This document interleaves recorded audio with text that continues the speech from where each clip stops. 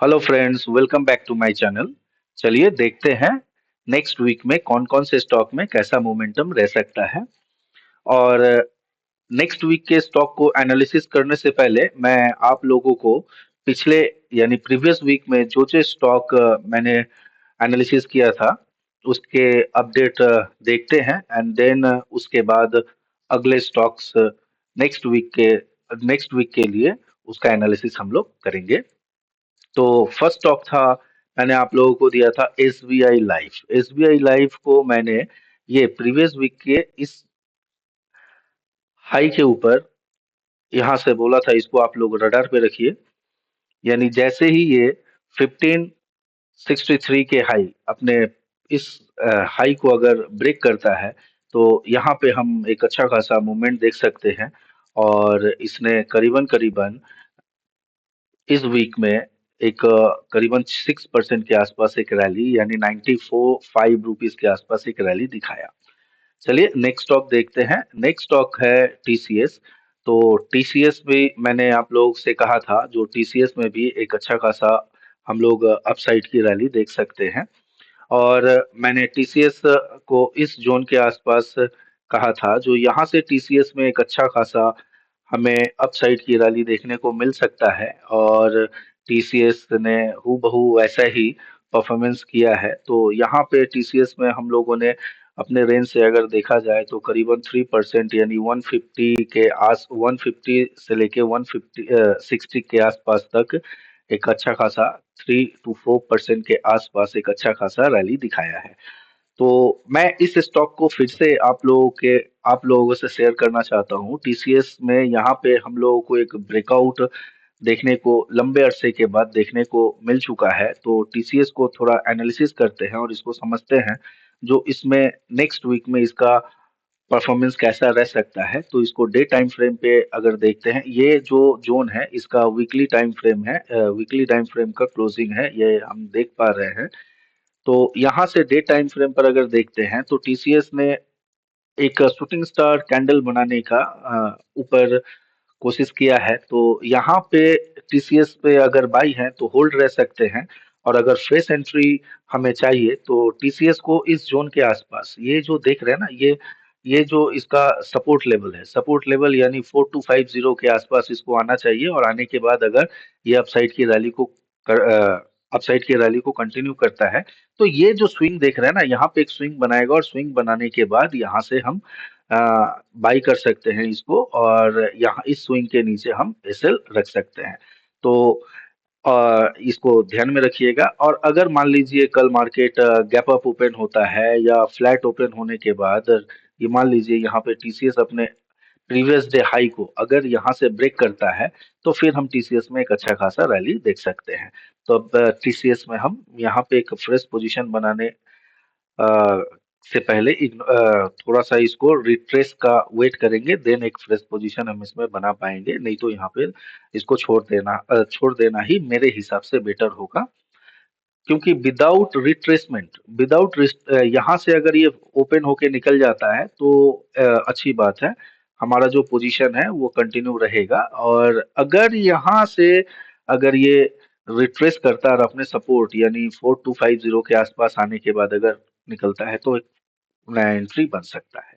चलिए next stock देखने की कोशिश करते हैं और समझते हैं। नेक्स्ट स्टॉक है आपका, मैंने बताया था नेक्स्ट स्टॉक आप लोगों को, नेक्स्ट स्टॉक है हमारा आईआरएफसी। तो आईआरएफसी हमारा एसएल अभी तक यहाँ पे हिट हुआ नहीं है। मैं आपको इसको वीकली टाइम फ्रेम पे दिखाने की कोशिश करता हूँ। मैंने कहा था इस जोन से अगर इस एरिया से अगर ये ऊपर की ओर जाता है तो यहाँ पे हमारा क्लोजिंग बेसिस पे इसके नीचे एसएल हो सकता है। आवरली टाइम फ्रेम पर अगर हम देखते हैं तो आवरली टाइम फ्रेम पे मैंने यहाँ पे एक जोन मार्क किया था। आप हमारे प्रीवियस वीडियो को आप देख सकते हैं। तो मैंने कहा था ये जो जोन है ना, ये आईआरएफसी के लिए एक अच्छा क्रिटिकल सपोर्ट का काम करेगा। और बेस्ट एंट्री हमारे आईआरएफसी में बनेगा अगर यहाँ से आईआरएफसी एक रिट्रेसमेंट लेता है। रिट्रेसमेंट के बाद अगर ये अपसाइड की तरफ जाता है करीबन 210 के 205 से 200 से लेके 210 के लेवल पे अगर ये आता है और आने के बाद यहाँ से ये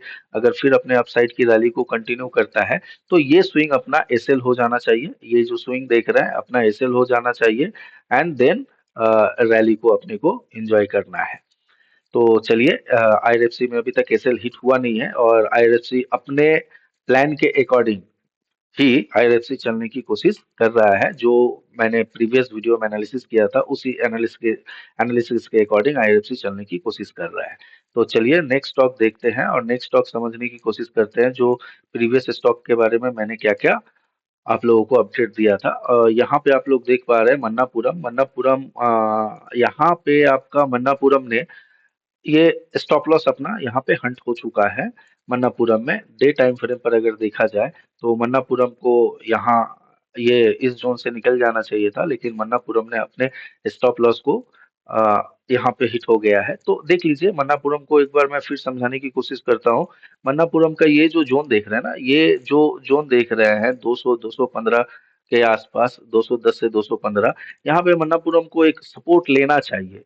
और अगर इसको सपोर्ट नहीं लेता है तो यहाँ पे मन्नापुरम को हम फिर से इसके इस रेंज में आते हुए देख सकते हैं, जो कि करीबन 200 से 205 के आसपास ये आ सकता है। और उसके बाद अगर यहाँ से मन्नापुरम अगर यहाँ से आने के बाद अगर रिवर्स करता है ऊपर की ओर, अपने ट्रेंड को कंटिन्यू करता है, तो इस स्विंग को हम ऐसे लेंगे और ऐसे लेने के बाद फर्स्ट टारगेट हमारा इसका ये जो हाई है 230 के आसपास हो सकता है। ये हमारा फर्स्ट टारगेट। और अगर फ्लो फ्लो में जितना निकलता है तो अपने स्टॉप लॉस को हम लोग ट्रेल करते हुए चलेंगे।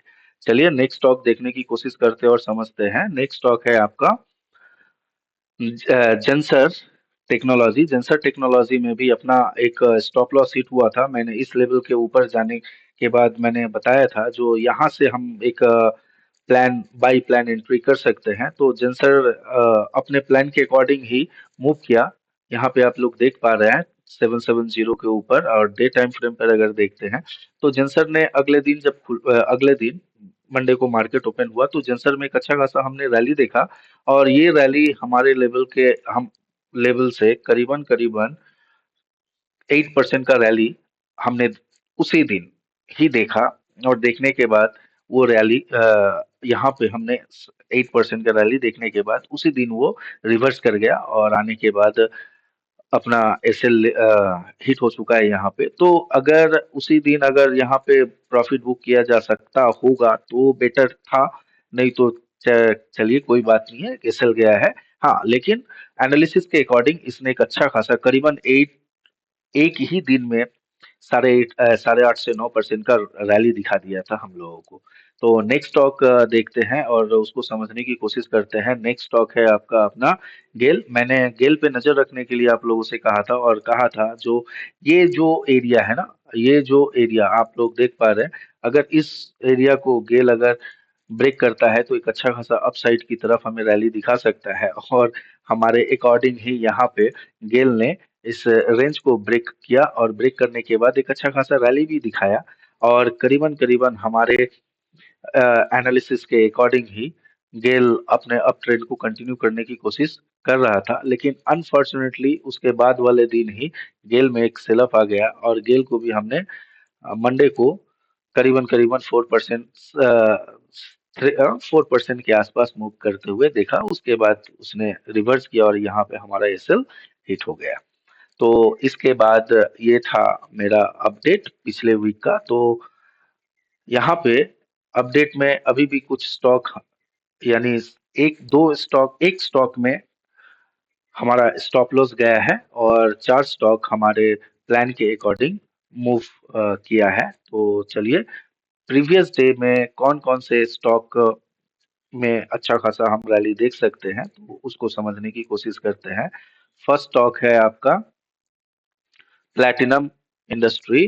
ठीक है, प्लैटिनम इंडस्ट्री को अगर हम देखते हैं तो ये स्टॉक बहुत पुराना है नहीं। ये बहुत ही पुराना है नहीं, ये कुछ समय पहले ही यहाँ पे इसका आईपीओ आया था। तो ये डेट है मार्च 2024 में इसका आईपीओ आया था। और यहाँ पे हम देख सकते हैं इसने एक जबरदस्त पैटर्न क्रिएट किया है। और वीकली टाइम फ्रेम पे यहाँ पे ब्रेकआउट हो चुका था, यानी ब्रेकआउट जोन के आसपास खड़ा था। इस वीक में यहाँ पे इसने ब्रेकआउट कंफर्म किया है, और ये आप लोग देख पा रहे हैं, तो एक बहुत ही खूबसूरत पैटर्न, डब्लू पैटर्न का ब्रेकआउट यहाँ पे हमें देखने को मिल रहा है। अगर इसको डेली टाइम फ्रेम पर अगर चेक करते हैं तो प्रीवियस डे अच्छा खासा एक मार्केट में सेल ऑफ आया था, और उसी सेल ऑफ में यहाँ पे एक डे टाइम फ्रेम पे यहाँ पर भी हमें एक सेल देखने को मिला। तो इसको थोड़ा अपने जहन में रखिएगा, क्योंकि ये इस जोन के आसपास, यानी करीबन करीबन 240 के आसपास आने के बाद अगर यहाँ से ये रिवर्स कर सकता है, तो ये एक अच्छा खासा हम इसमें ये स्विंग, ये सपोर्ट के आसपास आए, और आने के बाद अगर यहाँ से अपने अपसाइड की रैली को अगर कंटिन्यू करे, तो ये स्विंग को हम क्या कर सकते हैं, स्टॉप लॉस की तरह कंसीडर करके इसकी रैली को एंजॉय कर सकते हैं। तो यहाँ पे आप लोग समझने की कोशिश कीजिए, इसको आवरली टाइम फ्रेम पर अगर हम लोग स्विच करते हैं तो इसको अच्छी तरह से समझ पाएंगे। ये आवरली टाइम फ्रेम है, और आवरली टाइम फ्रेम पे ये एक, यहाँ पे देखिए क्या क्या सिनारियो हो सकता है। ये सिनारियो को आप लोग थोड़ा सा अपने माइंड में रखने की कोशिश कीजिए। देखिए, ये जो इसका ये जो जोन देख रहे हैं ना, जिस जगह पे ये क्लोज हुआ है, यहाँ पे इसने एक फॉर्मेशन यानी एम पैटर्न यानी डबल टॉप पैटर्न का फॉर्मेशन किया है, और अपने नेक लाइन के आसपास यहीं पे ये क्लोज किया है।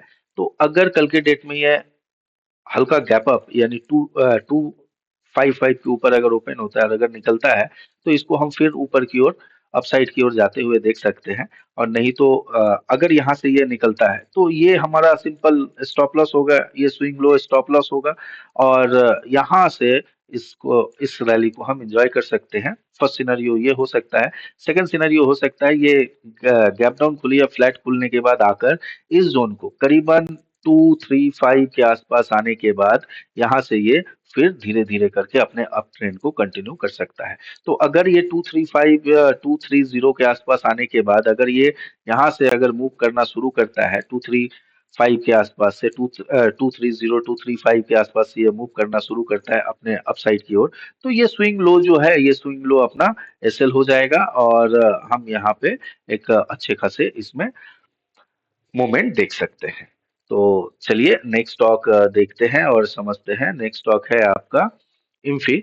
इम्फी को मैंने इस वीक कंसिडर्ड इसीलिए किया है क्योंकि यहाँ पे एक जबरदस्त मूवमेंट देखने को अपने को मिल रहा है, और वीकली टाइम फ्रेम पर अगर देखा जाए तो इम्फी का ये जो जोन था ना, ये जोन बहुत ही ज्यादा लंबे अरसे के बाद ब्रेकआउट अपने को देखने को मिल रहा है। तो यहाँ से ये जो आप लोग, ये जो देख लीजिए, टेक्निकल एनालिसिस में क्या होता है, ये जो रेंज होता है ना, अगर कोई रेंज ब्रेकआउट होता है तो वो रेंज नीचे जितना रेंज होगा, ठीक टारगेट हमारा उसी के आसपास होगा। ये रेंज था, ये रेंज करीबन करीबन आपका 40% का रेंज। तो यहाँ से भी इसको 40% के आसपास जाना चाहिए, लेकिन हम इसको अभी 40% के आसपास कंसिडर नहीं करेंगे, बिकॉज यहाँ पे देख लीजिए, ये यहाँ पे देखिए, ये जो जोन है ना इसका, ये एक मिनट, ये जो जोन है ना, ये जोन इसका यहाँ से इसने आना है, और ये इसका लाइफ टाइम हाई है। और ये लाइफ टाइम हाई के आसपास से अगर फर्स्ट एंट्री यहाँ पे हमारा होता है तो अपना फर्स्ट टारगेट होगा इसका लाइफ टाइम हाई, यानी 1950 के करीबन 1950 के आसपास होगा। और यहाँ से बेस्ट सिनेरियो होगा, यहाँ से थोड़ा सा 1950 के आसपास जाके और एक क्या बोलते हैं, रिट्रेसमेंट है, और रिट्रेसमेंट के बाद यहाँ से जब ये अपने लाइफ टाइम हाई को अगर ब्रेक करता है तो यहाँ पे एक अच्छा खासा जबरदस्त एंट्री बन सकता है। और ये जो स्विंग यहाँ पे क्रिएट करेगा ना, वो हमारा स्टॉप लॉस हो सकता है। इसको बेटर तरीके से हम लोग समझते हैं डेली टाइम फ्रेम पे। तो डेली टाइम फ्रेम पे मैं इसको समझाने की कोशिश करता हूँ आप लोगों को। डेली टाइम फ्रेम पे देखिए, इसका एक यहाँ पे हम एंट्री प्लान करेंगे। ये गैप अप खुला था, और गैप अप खुलने के बाद यहाँ पे एक अच्छा खासा सेलिंग देखने को मिला। तो ये दो चीज हो सकता है। ये अवर्ली टाइम फ्रेम पे आते हैं, ये अवर्ली टाइम फ्रेम पे इसको आप बहुत ही अच्छी तरीके से समझ सकते हैं। देखिए, यहाँ पे समझने की कोशिश कीजिए। यहाँ पे अवर्ली टाइम फ्रेम पे ये इस यहाँ से शार्प मूव, रिट्रेसमेंट। अब ये रिट्रेसमेंट नेक्स्ट डे मार्केट अगर गैप अप ओपन होता है और यहाँ से अगर निकल जाता है तो ये एक अच्छा खासा अप मूव, रिट्रेसमेंट, फिर अप मूव। तो ये एक सिनेरियो बन सकता है। और दूसरा सिनेरियो अगर हम देखें तो दूसरा सिनेरियो बन सकता है, ये जो गैप है ना, इस गैप के आसपास ये धीरे धीरे करके आए और आने के बाद फिर यहाँ से एक अपसाइड का रैली दिखाना शुरू करे। तो इन्फी पे हम नजर रखेंगे। बेस्ट सिनेरियो होगा मेरे अकॉर्डिंग, मैं इसमें एंट्री तभी करूंगा जब ये अपने इस गैप के आसपास अगर आता है और आने के बाद यहाँ से कुछ एक बुलिश पैटर्न क्रिएट करने के बाद जब ऊपर जाता है तो यहाँ मैं इंटरेस्टेड रहूंगा यहाँ पे इसको बाई करने के लिए। और यहाँ पे आवरली टाइम फ्रेम में जो स्विंग बने, यहाँ पे जो भी स्विंग बने, वो स्विंग मेरा एसएल हो जाएगा और मैं इसको एक अच्छे खासे करीबन करीबन 1950 के आसपास तक फर्स्ट टारगेट मेरा यहाँ होगा और मैं यहाँ पे कुछ प्रॉफिट बुक करूंगा। देन इसके सिनेरियो को देखते हुए अ, पूरे प्रॉफिट बुक करूंगा, नहीं तो मैं स्टॉप लॉस को ट्रेल करते हुए ऊपर की ओर लेके जाऊंगा। चलिए इसको आप समझ पाए। नेक्स्ट स्टॉक हम लोग देखते हैं और समझने की कोशिश करते हैं। नेक्स्ट स्टॉक है आपका क्विक हिल। क्विक हिल में एक अच्छा खासा ब्रेकआउट अपने को नजर आया है और यहाँ पे आप देख पा रहे हैं, ये मैंने चार्ट को बहुत ही, जब से ये लिस्टेड हुआ था तब से एक अच्छा खासा आप डेटा आप क्विक हिल का देख पा रहे होंगे। तो यहाँ पे देखिए क्विक हिल में भी ये ये वीकली ब्रेकआउट क्विक हिल का मिला अपना, ये वीक को भी मैंने कंसीडर किया। और वॉल्यूम भी इसका, वॉल्यूम जो है, सॉरी, इसका वॉल्यूम भी अच्छा खासा अपने को नजर आ रहा है। देख लीजिए वॉल्यूम। और वॉल्यूम के साथ साथ यहाँ पे अपने को ब्रेकआउट मिलता हुआ नजर आ रहा है। डे टाइम फ्रेम पर अगर इसको चेक करते हैं तो डे टाइम फ्रेम पे इसने ब्रेकआउट ब्रेकआउट देने के बाद यहाँ पे देखिए ये रिटेस्ट हो रहा है। ये जो जोन है इसको अगर इस लेवल के आसपास अगर देख लेते हैं तो देखिए इस जोन का, इसका जो प्रीवियस हाई था ना, ये हाई का ये क्या किया इसने, रिटेस्ट। यहाँ पे चीजों को समझिए। ये ब्रेकआउट, ब्रेकआउट के बाद क्या हुआ, देखिए ये ब्रेकआउट, ब्रेकआउट के बाद रिट्रेसमेंट, फिर अपने अप ट्रेंड को कंटिन्यू कर रहा है। इसको आवरली टाइम फ्रेम पे आप लोग देखिए तो और बेटर समझ पाइएगा। आवरली टाइम फ्रेम पे यहाँ पे इसको अगर देखते हैं हम लोग तो इस जगह पे देखिए ब्रेकआउट, ब्रेकआउट के बाद यहाँ पे ये ब्रेकआउट, ब्रेकआउट के बाद रिट्रेसमेंट और अपने रेजिस्टेंस के आसपास सपोर्ट लेके ये फिर अपसाइड की रैली को कंटिन्यू कर रहा है। अगर ये फ्लैट या गैप अप अगर खुलता है तो मैं इसमें करीबन करीबन 620 20-22 के आसपास अगर ये इस रेंज को ब्रेक करता है तो मेरा बाइंग इस एरिया में हो जाएगा। और स्टॉप लॉस करीबन करीबन मैं आवरली टाइम फ्रेम के अकॉर्डिंग इस स्विंग के नीचे मैं एसएल प्लान करूंगा।